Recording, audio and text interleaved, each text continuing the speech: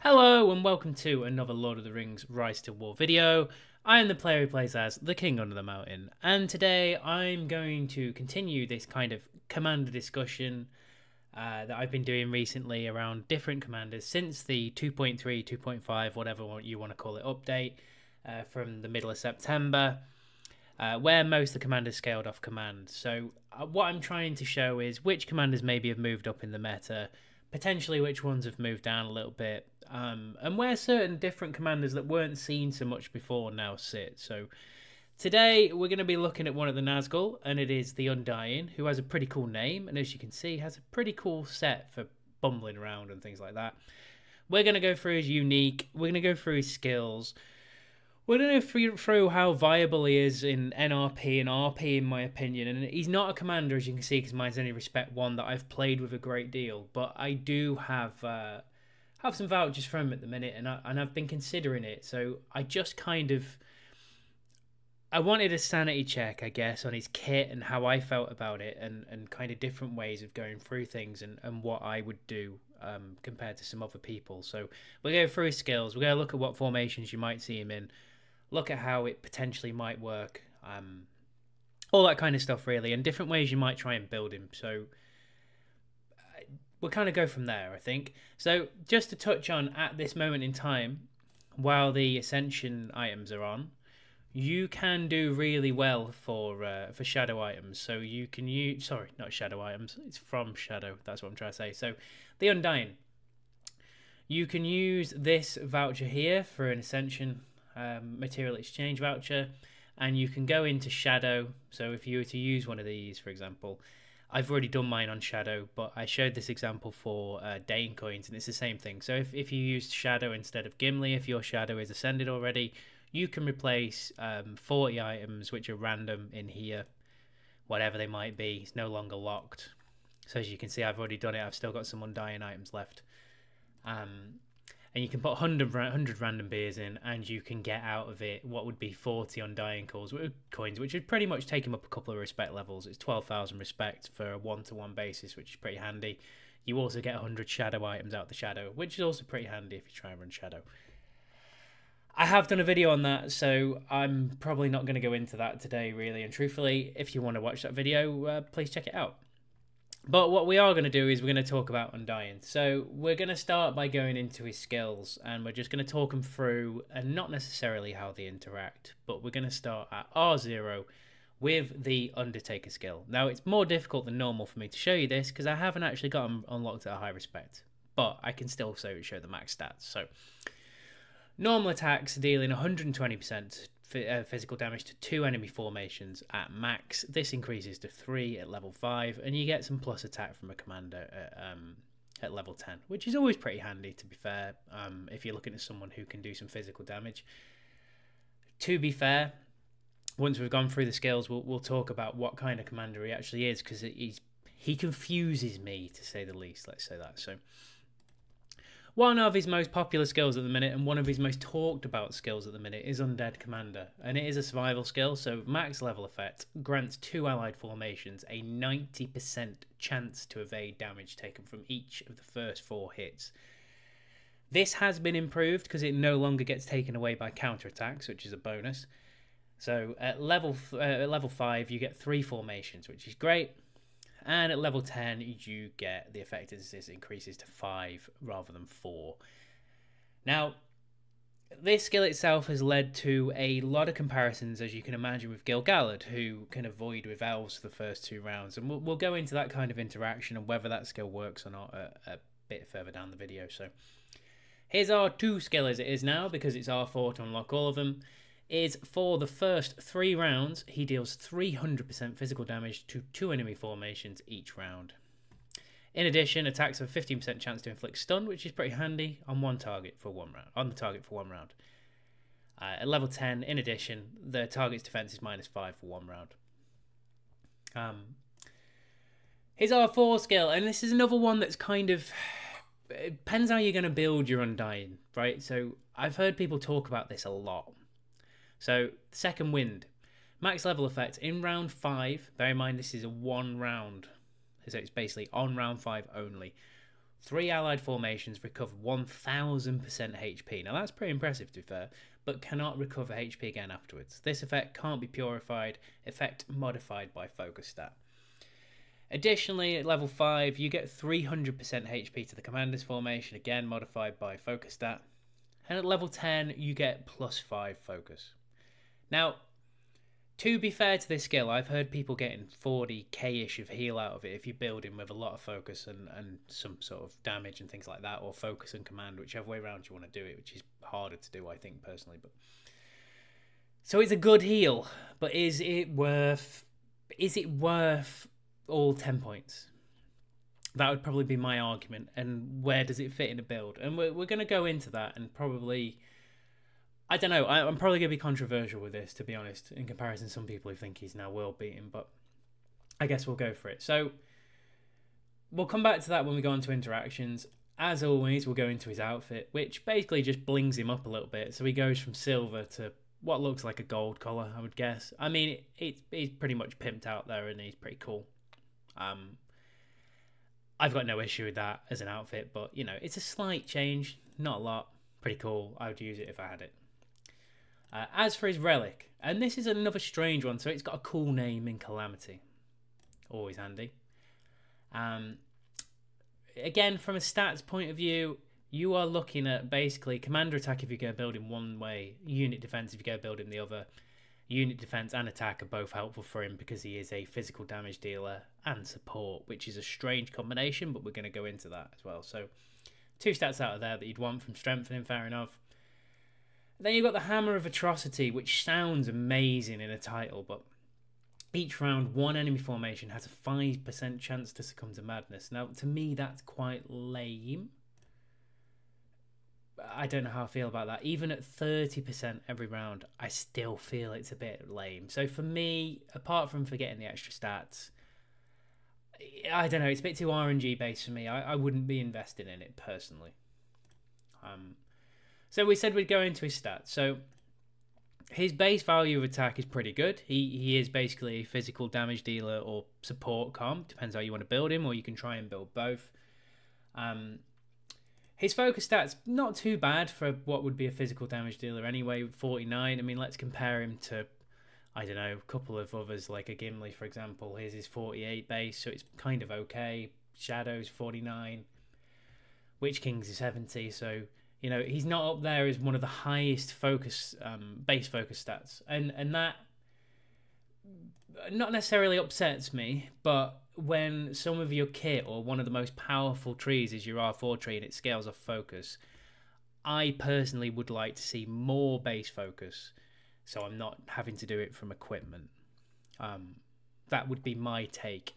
But I get it's hard by what they've tried to do with him. So they've tried to make him this damage commander in some respects, but also some support. So it would have been nice maybe if, I don't know, the levels of evade came through. It was more hits, but I don't know, maybe it scaled off focus to say how much the chance of evade was, something like that. Maybe then that works out a little bit better. I don't know. I think everyone can see where I'm going with these conclusions. So, from a gear perspective, it very much depends what build you're going to do with him. So, if I was doing a Respect 4 build, and this is the 2 schools of thought, I would be looking at probably using him for the evade. Is going to be the only reason why he's in the formation. And the difference, I think, and we'll try and go into it when we talk about how he fits in a formation and how he compares to Gil, is he is not locked to a troop-specific, race-specific skill in the Undead Commander. So it is less effective in hits, potentially, than Gil-galad, even though the percentage is higher for the evade, but you only get 5 hits. So I personally don't know how I feel about it. I understand the principle of you could put something like a Swan Knight on him, for example, or a Troll or something like that, and you tank, and then you can try and extend kind of the same theories of Gil, where you're trying to extend these hits of evasion into the later rounds, so that when it comes to rounds 3 or 4, when people are producing their sort of early damage dealer stuff, your White Council or whatever it might be is still in play. if you're playing role play, potentially you'd just be looking at getting the evade to keep you in the fight in the early rounds while you disrupt the White Council with like a Shadow or a Saruman or something like that. In fairness to his physical damage skills, they do strip White Council quite well, as they are these kind of bursty skills. So, you know, these are first 3 rounds. This is 2 enemy formations for every time he does a normal attack. So, you know, it's kind of similar to the Shadow. Well, it is the same as the Shadow skill, but the Shadow obviously has dual attacks for the first 6 rounds. So he has got some ability to strip White Council if you're building him in a support role. So what I would do if I was building him as a support is I would probably, even if I was building him as a support commander, if I'm being brutally honest, I'd probably avoid the heal, because I'm not a big fan of healing, and I think it kind of works against the kit. So if you're going to have him in your team as a tank, unless you haven't unlocked Sauron, I don't really see why you wouldn't do that. And I don't see why you wouldn't use a Sauron, because I don't think the heal is a good trade-off. So if we're saying Respect 4, for example, say if you went into the healing build at Respect 4, you're likely to go 10 points in this, you're going to go 10 points in this, or maybe 9, I would guess, rather than just taking the extra 5 focus. And you're going to have a couple of points in this, and you're going to have a couple of points in this. Now, you're putting out 0 damage at Respect 4. And in that build, you've got a fairly okay heal, and you've got a little bit of evade. But for me, at that point, a Witch King would be more useful, because of the way he debuffs a formation. So I think he's very tricky to build, is what I'm trying to say. So say if then you went the other way of support and you tried to get some physical damage out of him. So you could go, Respect 4, you could go 10 points in Undead Commander, because you really, if you're going to use him, you want that extra instance. You could then go, I would probably do it this way round. It's pay your money, you take the choice. You either take the +5 attack. That's, I suppose, a Respect 10 skill. So I would probably go for, I wouldn't go for the stun. So I would go 10 points here, 10 points here, and 4 points here at Respect 4. Ideally, you get to Respect 5 and you then unlock that. And that's another way of doing it. So for me, that is a better support build, because you can strip some White Council and you can do some damage. My only concern is, and you've only got 4 points in this, but let's just extend that out. You're only getting this for the first 3 rounds. So it's kind of, you're running into a lot of evade, a lot of White Council. There's not actually a lot of damage in that skill. Does it change as you go through the Respect levels? I would argue it does. You know, so if you've got a Respect 10 Undying, for example, I would be looking at running these 3 trees personally, because I would be looking for those that just basically causing some damage with him while I was doing it. I personally don't see the point in a 40k heal and a little bit of evade on a commander for a formation for how I would build it in an NRP situation in particular. Roleplay maybe, and I can kind of get the theory why. So say if you were at Respect 10 and you were in roleplay, I could understand why you would do the heal and why you would do the evasion and why you would probably put 9 points in here and 1 point in there. And the reason why I think there is a change between NRP and roleplay for me is that in roleplay you don't have a White Council. So against good side, you're likely to lose the first couple of rounds minimum if they're using a Gill or whichever it might be. So I think that's a difficult scenario to get around. So I can then understand why you'd be looking at using the heal to try and get you back level with the good side formation. Evil side, if you're fighting roleplay against evil, I still don't think he's actually that viable, even with the heal, because I would rather use something like a Saruman, Witch King, Sauron, and Shadow formation potentially, and just strip evil side of the evade if they're using this or whatever it might be, and sort of strip it from there and cause that damage. So But then again, I suppose you would also be hitting with your physical damage skills. So I don't know. Again, I don't think I'd necessarily run the heal in that. And this is what I mean about him being quite a confusing commander. I know people like him though. So if you're getting into the Zenith levels, I can kind of get it, whereby you'd potentially be looking at this at level 5. So if you were doing 10-10 or 10-9, 5-10, for example, I could get it. So if you're going 10 in Undertaker Taker, or 9 in Undertaker, 9 in Weapon Master, 5 in Second Wind, and 10 in Undead Commander, I could kind of get it, right? But for me, his kit's too messy to make him that meta. And I'm happy to be challenged on that, because I think there's a school for everything at the moment. Just for me, in what I would like to do with a formation, I just don't think it necessarily fits. As for equipment, if you are going to go down the route of the heal, you're going to be looking at focus items with command, wherever you can get them, to be honest. So focus and command, you're going to have to use him as a tank just to try and extenuate the heal.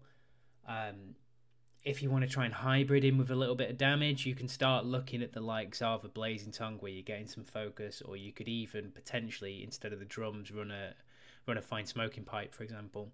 So you're boosting his focus stat.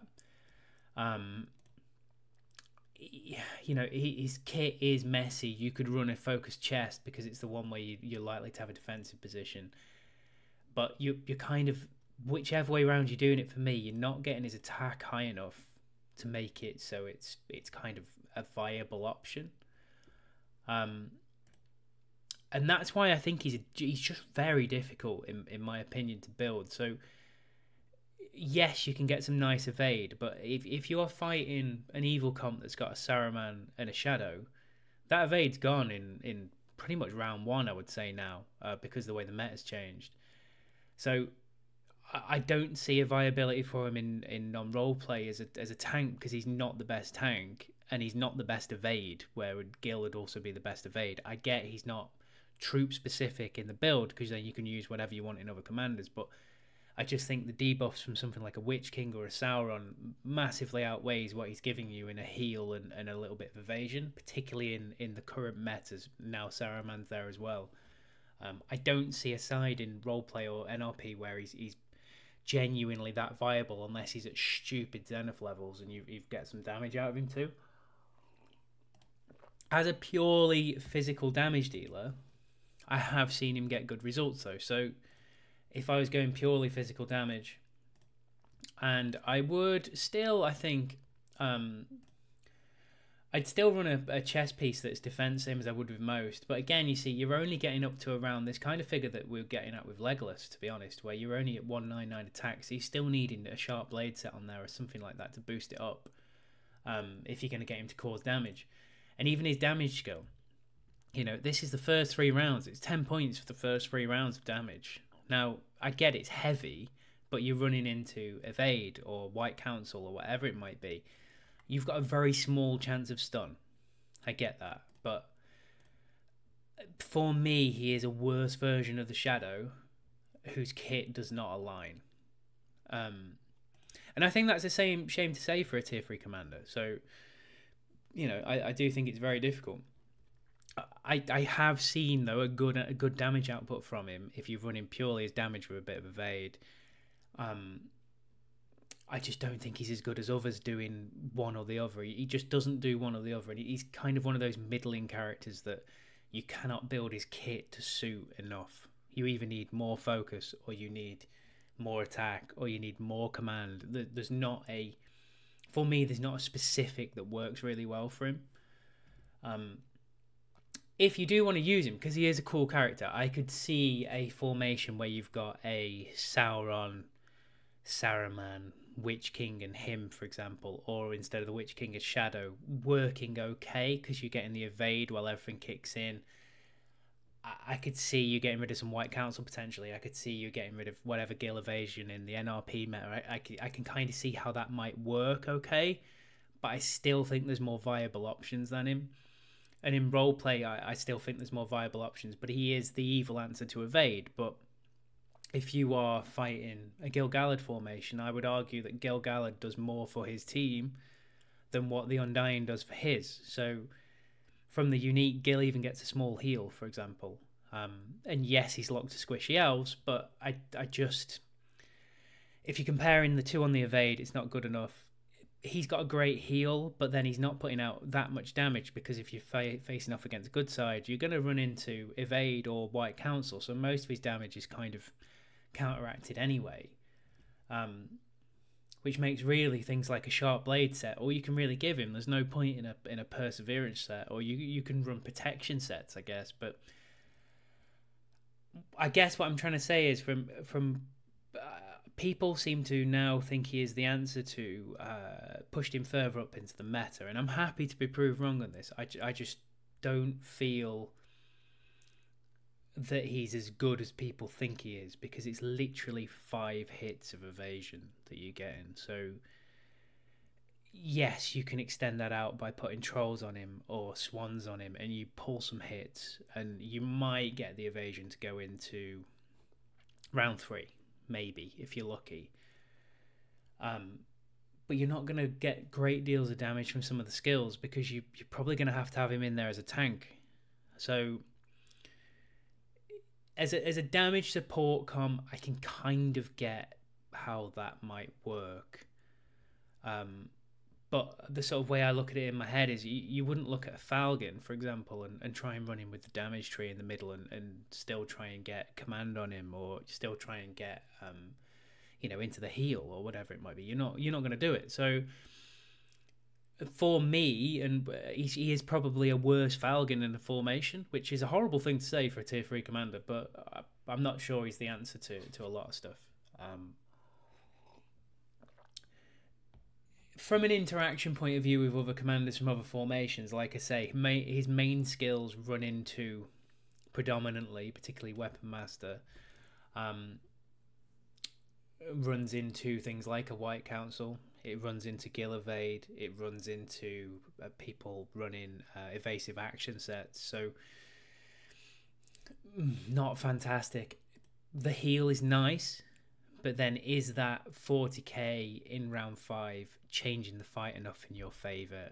Then that's kind of the maxed out from what I've seen of it. If people want to sort of show me that there's higher, that's great. I get he gives a little bit here, but for me, I actually still don't think he's near the meta. I think he's closer in roleplay, but not entirely convinced. It's probably my point on him. And kind of with that, really, that's everything I wanted to say on the Undying. I know people have asked me about this video, and I think people are excited to see my thoughts on it, and they probably aren't anymore. And I'm happy to be argued with on it. I think he's very much a confused commander who looks cool, don't get me wrong, but there just isn't enough of one thing or another for me. If you're running him as damage support, it's probably the one option I can see for him, whereby you might still get 80-90k of damage, and you're kind of picking up some evasion early on some of your commanders, and you're not locked to elves, which can help you from a troop perspective, because you can then have stronger troops and still have the evade. But I don't think it's quite enough to put him at the top end of the meta. Do I think he's a good commander? Yes, I do. Even with the restraints that I think he's got, I still think he's a good commander, and I think he's a viable option in formations. But I personally won't be using him until I've seen something that says to me that heal is worth it, or the evasion is worth it more than Gil's evasion, or his damage in one of the two is enough to entice me into breaking down a formation. Because if we're being realistic and putting it pound for pound, I would argue that Gandalf the White, Sauron, Witch King, Falcon, just to name 4 off the top of my head, to be honest, even Gil, really, are probably better at support. I've even had to put the elf in there. Better at support than what he is. And then as damage dealers, there is also a lot of comms that are far better than him as damage dealers. So I think it just makes it difficult to play with. He's not quick. He's not got great base focus. He's not got great base attack. He's not got phenomenal base command. I mean, his base command is decent at 134, but then if you build him to tank, you're only using him as a tank, which there are far better tanks, while also getting a little bit of evade, and you are potentially getting a decent heal in, but he's giving you not really a lot else. So if I was comparing him to others, I don't know, it's just not quite for me. But then I'm not really a big fan of heals either, so even though the buff's nice. If in doubt, as always with these things, please make your own mind up. I am happy to be challenged on the Undying. I'm happy to be proven wrong on the Undying. He's just very much not for me. No matter, I've looked at this for 3 or 4 days and I still can't find a build with everything that I was doing that is going to work for me with him. So if in doubt, though, always follow your nose.